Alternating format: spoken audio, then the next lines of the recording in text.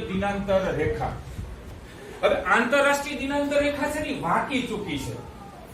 દુનિયાના નકશાની અંદર આપણે જોઈએ આ પૃથ્વીના ગોળા ઉપર તો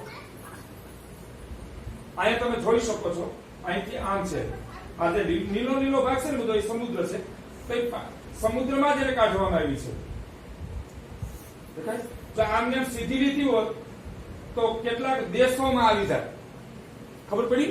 કેટલાક દેશોમાં આવી જાય તો કેટલાક દેશોમાં આવી જાય તો એનો અર્થ એમ થાય કે એક દેશની અંદર એક દિવસમાં 2 તારીખ ને 2 વાર આવું થાય ને.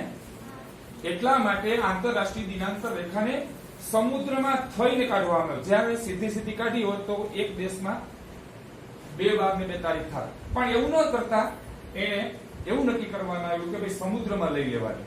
બરોબર? એવું તમને આપણે ઉદાહરણ પ્રેક્ટિકલી દાખલા તરીકે આ સમુદ્ર આ બધો ખાલી ખાલી ભાગ આ તમે બધા બેઠા એ દેશ.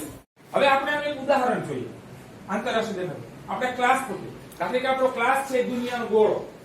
શું છે?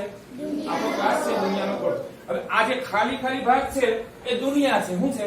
સોરી સમુદ્ર છે. શું છે? સમુદ્ર. આ જે ખાલી ભાગ છે એ સમુદ્ર, એની પાછળનો ખાલી ભાગ છે એ સમુદ્ર. આ બધું જે તમે બેઠા છો એ બધા દેશ આપણે સમજી લઈએ. બરોબર? આ બધું સમુદ્ર છે.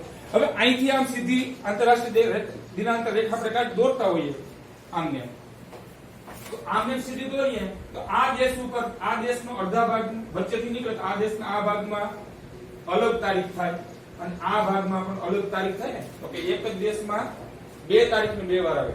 પણ એવું થાય એટલા માટે આ આંતરરાષ્ટ્રીય દિનાંતર રેખાને અહીંથી આમ વળાંક લઈ આ જે સમુદ્રનો ભાગ છે એમને ત્યાં લઈને પછી આમ વળાંક લેવામાં આવે.